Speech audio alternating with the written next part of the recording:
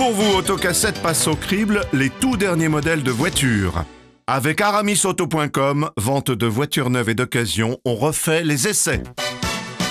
Bonjour à tous et merci de nous rejoindre sur Autocassette pour notre rendez-vous consacré aux essais. Nous sommes avec Mélina Priam, bonjour. Bonjour. L'Autojournal, Jean-Michel Normand, bonjour. Bonjour. Le Monde, Stanislas Laroumet, Automoto, bonjour. Bonjour. Et Jean-Christophe Lefebvre, l'automobile et l'entreprise. Bonjour Jean-Christophe. Alors on s'intéresse à une Française très attendue, la berline haut de gamme de Peugeot, la nouvelle Peugeot 508.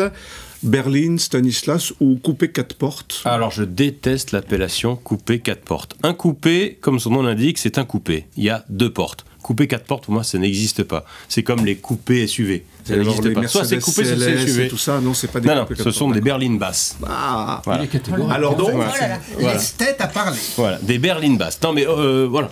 D'accord, on peut pas non plus très bien. Appeler les choses n'importe comment. La 508, je trouve que pour résumer, c'est une belle entrée en matière de la part de Peugeot dans le haut de gamme à la française. Alors nous, pour vous raconter une petite histoire, nous sommes allés l'essayer en amenant une Audi A4. Peugeot était ravi qu'on compare leur nouvelle 508 à une Audi A4. La 508 gagne parce qu'elle est beaucoup moins chère à équipement équivalent. Après, il y a quelques détails, notamment de finition, même si Peugeot a énormément travaillé, qui sont en défaveur de la française. Et toujours, ce qui est remarquable chez Peugeot, c'est évidemment son châssis. On a rarement vu une voiture de cette catégorie aussi agréable à conduire. Je pense que Mélina pourra me rejoindre sur ce point de vue. On a tout simplement le sentiment de conduire une grosse 308. La voiture fait légère et tout. Et ça, c'est vraiment très, très appréciable. La direction, l'amortissement est remarquable. Petite déception sur la boîte auto 8 avec le moteur essence que nous avions en 180 chevaux. Moins bien que l'A4 que nous avions en comparaison de litre 190 chevaux.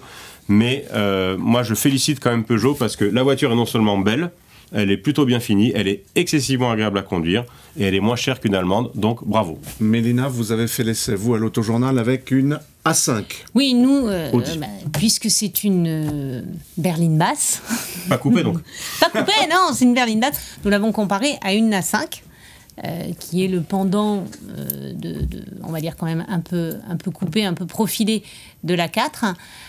C'est vrai que Audi, c'est la cible un peu non avouée de Peugeot en ce moment, même si il manque encore, je suis d'accord avec Stanislas, quelques petites choses à Peugeot pour vraiment concurrencer Audi. Mais et quoi, notamment, des ajustements Alors, il y a Stanislas l'a dit, il y a un peu d'ajustement. Un peu d'ajustement, un peu certains matériaux, quand on regarde dans les détails, sur les parties inférieures, sur le pare-soleil, le cache-bagage, qui sont un petit peu moins noble. Surtout, moi, ce que je dirais, c'est que cette voiture, elle a un tel châssis, elle est tellement plaisante à conduire. C'est vraiment un bonheur on voudrait des moteurs un peu plus nobles.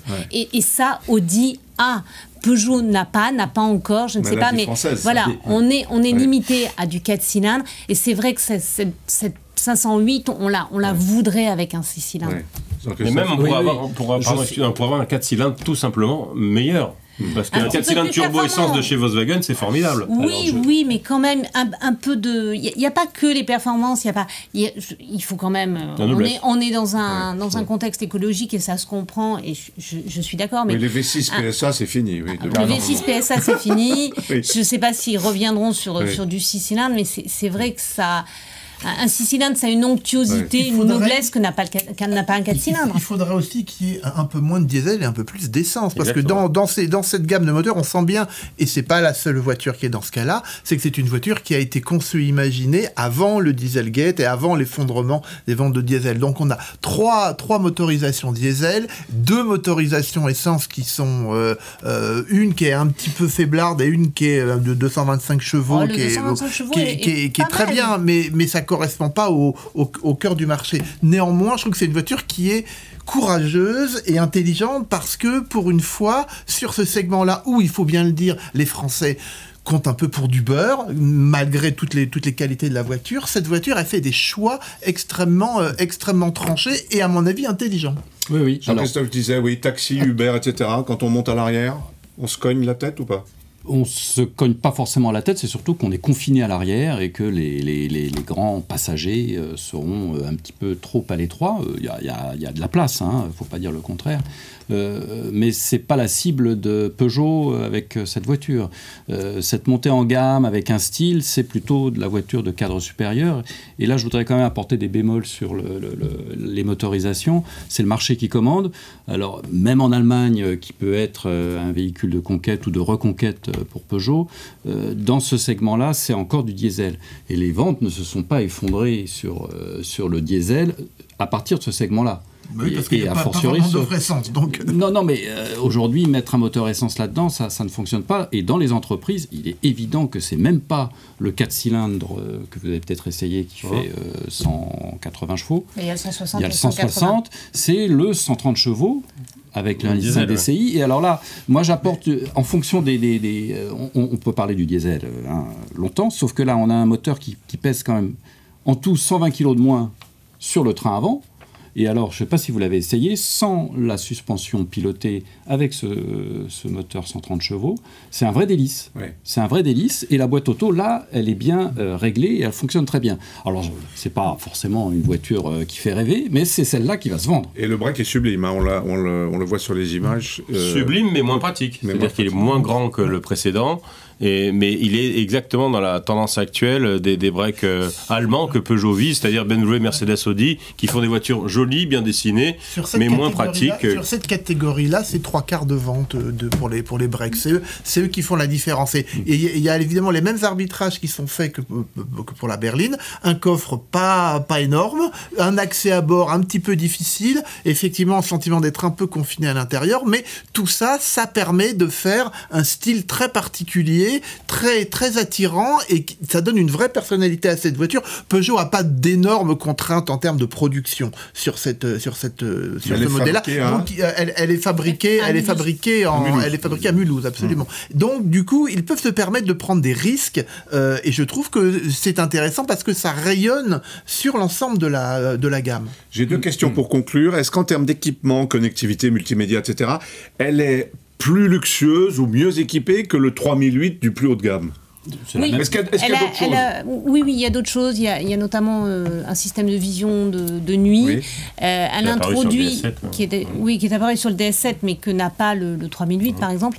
Et c'est aussi la première Peugeot à avoir un système de pilote semi-automatique, c'est-à-dire un régulateur de vitesse adaptatif, couplé avec une aide active de maintien dans la file qui fonctionne en plus plutôt bien.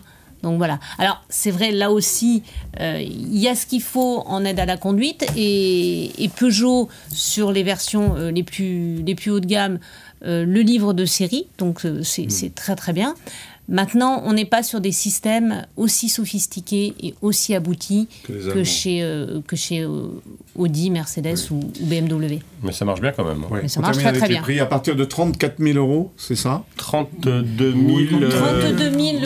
300 avec le petit diesel. C'est très bien positionné. C'est bien positionné. C'est le prix de base, et c'est en 130 chevaux diesel, c'est le même prix qu'une Talisman 130 chevaux diesel finition équivalente. Donc bien plus intéressant que la 5 Audi ou la 4, évidemment. Moins cher. En termes de prix. Et dernière chose, c'est la première Peugeot familiale à haillons. Oui, électrique, sur demande.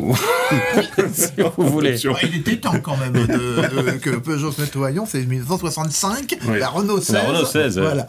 Bravo. Merci, longue vie donc à cette nouvelle Peugeot 508. GT, non, pourquoi je dis GT? Elle est 508. GT, c'est une définition, GT, c'est une définition. Merci à vous tous. C'est la business. Ah oui. D'accord. Merci à vous tous. Pour vous, Autocassette passe au crible les tout derniers modèles de voitures. Avec aramisauto.com, vente de voitures neuves et d'occasion, on refait les essais.